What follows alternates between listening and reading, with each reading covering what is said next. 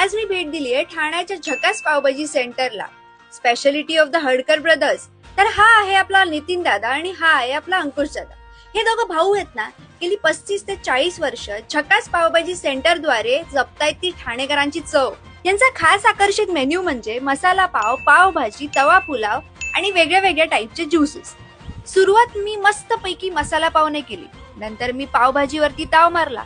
पावभाजी इतकी सुंदर होती की तुमचा आत्मा तृप्त होईल याची 100% गॅरंटी. तुम्हाला सांगते, इकडच्या तवा पुलावाची जी चव आहे ना, माझ्या जिभेवर अजूनही रेंगाळते. और फिर क्या, हिरो की एंट्री तो ग्रँड ही होनी चाहिए. ज्यांनी माझ्या पावभाजीवरचं लक्ष अगदी सहज खेचून घेतलं तो म्हणजे हा मँगो मिल्कशेक.